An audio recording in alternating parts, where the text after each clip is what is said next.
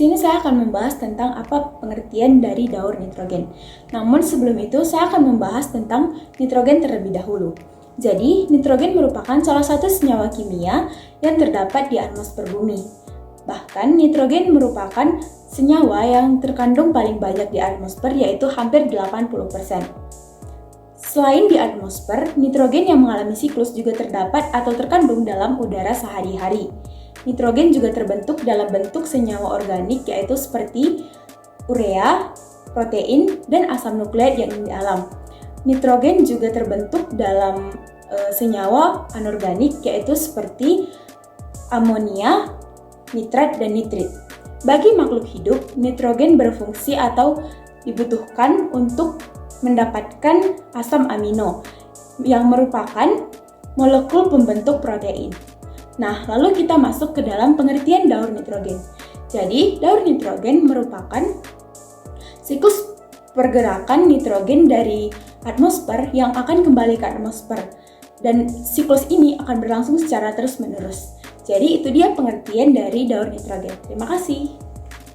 Nah, selanjutnya adalah contoh daur nitrogen. Salah satu contoh daur nitrogen yang ada di sekitar kita adalah ketika makhluk hidup mati. Baik entah itu manusia, hewan, maupun tumbuhan, termasuk kotoran makhluk hidup akan segera melepaskan nitrogen organik. Nitrogen ini nantinya akan mengalami konversi oleh bakteri menjadi amonium. Proses ini disebut dengan mineralisasi. Nitrogen bebas kemudian juga akan sampai ke lautan melalui proses presipitasi yang dibawa oleh air tanah ataupun air hujan. Lalu akan mengalami fiksasi yang kemudian akan bermanfaat bagi fitoplankton. Plankton kemudian menghasilkan urea dan amonia yang kemudian akan dikonversi bakteri menjadi nitrat. Konversi tahan ini disebut dengan amonifikasi atau mineralisasi. Setelah amonia berubah, lanjut pada proses nitrifikasi dan menjadi nitrit, maka terjadilah percampuran partikel dan upwelling yang akan membawa nitrat ke atas untuk digunakan oleh fitoplankton melanjutkan siklus nitrogen. Terima kasih. Adapun fungsi yang pertama yaitu fiksasi. Proses fiksasi ini mengubah nitrogen yang terdapat di udara menjadi amonia. Mikroorganisme membantu proses fiksasi yaitu diazotrof. Biasanya bakteri ini mempunyai enzim nitrogenase yang dapat menggabungkan nitrogen dengan hidrogen. Bakteri ini bersimbiosis dengan tanaman, kacang-kacangan, atau hidup bebas, sehingga dapat memperbaiki nitrogen menjadi nitrogen organik. Bakteri-bakteri yang dapat melakukan fiksasi nitrogen antara lain yaitu Frankia dan Rhizonia. Adapun fungsi yang kedua yaitu nitrifikasi. Tahapan nitrifikasi merupakan konversi amonium menjadi nitrat. Tahap ini dilakukan oleh bakteri hidup yang berada di dalam tanah dan oleh bakteri nitrifikasi lainnya. Tahapan utama dari proses nitrifikasi yakni bakteri Nitrosomonas melakukan oksidasi terhadap amonium. Kemudian mengubah amonia menjadi nitrit. Sementara itu, untuk spesies bakteri lainnya seperti Nitrobacter melakukan oksidasi pada nitrit menjadi nitrat. Perubahan nitrit menjadi nitrat sangat penting mengingat bahwa nitrit adalah racun bagi tanaman. Nomor 3, asimilasi. Proses asimilasi adalah saat semua tumbuhan memperoleh nitrogen yang berasal dari tanah melalui penyerapan akar dalam bentuk ion nitrat atau ion amonium. Perubahan ion nitrat baru kemudian menjadi ion amonium berfungsi untuk menyerap nitrat, kemudian ion amonium ini dimasukkan pada asam nukleat, asam amino, dan klorofil. Nomor 4, amonifikasi. Amonifikasi merupakan tahapan saat sisa-sisa tanaman dan limbah terurai oleh organisme dan menghasilkan amonia yang disebut amonifikasi. Mikroorganisme yang ada dalam tanah tadi akan mengurai bahan organik yang telah mati, agar bisa dijadikan sebuah energi dan bisa menghasilkan anomia serta senyawa dasar lain sebagai produk cadangan. Amonia dalam tanah tadi akan bertahan dengan wujud ion amonium. Denitrifikasi. Denitrifikasi merupakan sebuah proses reduksi nitrat yang berubah menjadi gas nitrogen inert atau berukuran kecil. Dalam tahapan daur nitrogen, denitrifikasi ini dilakukan oleh bakteri seperti Clostridium pseudomonas dalam kondisi anaerobik atau tanpa bantuan oksigen. Selama tahap replikasi, bakteri akan menjadi nitrat sebagai akseptor atau elektron. Terima kasih. Selanjutnya yaitu fungsi daur nitrogen. Meskipun tersebar luas dalam atmosfer, nitrogen tak dapat digunakan secara langsung oleh sejumlah makhluk hidup. Itulah sebabnya nitrogen harus melalui sejumlah tahapan-tahapan agar manfaatnya dapat dioptimalkan untuk keseimbangan ekosistem maupun kelangsungan makhluk hidup yang ada di bumi.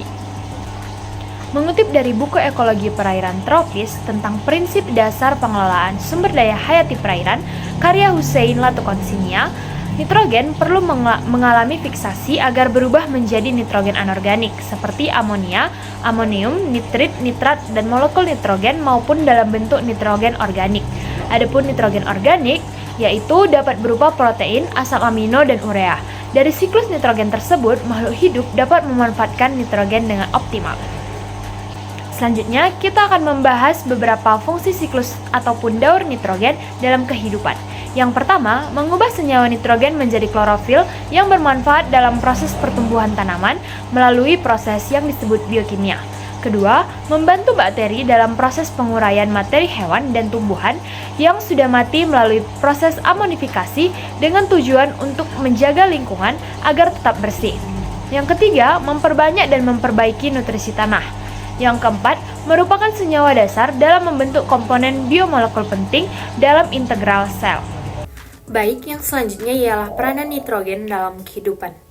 Nitrogen dibutuhkan tanaman untuk pertumbuhan. Buktinya, kita sering melihat petani menggunakan pupuk NPK ataupun nitrogen, fosfor, dan kalium untuk tanamannya. Kalau tanaman kekurangan nitrogen akan menguning, pertumbuhannya terhambat, dan hasil buah ataupun bunganya akan tumbuh dengan ukuran yang kecil. Kalau sudah seperti itu, para petani juga pasti akan mengalami kerugian. Nah, selain itu, nitrogen juga dibutuhkan dalam pembentukan DNA dan RNA. DNA ini merupakan pembawa informasi genetik yang akan menentukan seperti apa tubuh makhluk hidup yang akan dibentuk. Lalu, apa hubungannya antara DNA dan nitrogen? Nah, ketika makhluk hidup tidak mendapatkan pasokan nitrogen yang cukup, mereka tidak bisa menghasilkan asam amino. Padahal kombinasi dari basa nukleotida yang menyusun DNA akan mengkodekan asam amino. Nah, asam amino inilah yang nantinya akan membentuk protein. Dan protein itulah yang menentukan seperti apa bentuk tubuh dari makhluk hidup. Kalau makhluk hidup kekurangan nitrogen, asam amino juga akan berkurang, sehingga bisa memengaruhi pembuatan protein khusus yang dibutuhkan sel untuk tubuh. Manusia memang tidak bisa memanfaatkan nitrogen secara langsung dari aktivitas respirasi, melainkan harus menyerapnya dengan cara memakan tanaman atau hewan yang mengandung nitrogen. Dengan cara itulah manusia memperoleh nitrogen. Jadi, sepenting itu siklus nitrogen bagi kehidupan kita. Nitrogen membantu dalam proses sintesis protein, asam amino, yang memiliki peranan vital dalam kehidupan organisme, seperti pertumbuhan, hormon, fungsi otak, dan sistem kekebalan tubuh. Proses metabolisme dalam tubuh kita tergantung oleh enzim. Enzim tersebut mengandung berbagai jenis protein. Sekarang kembali lagi. Protein disintesis oleh siapa? DNA membentuk gen kita, dan RNA memiliki peranan dalam sintesis protein.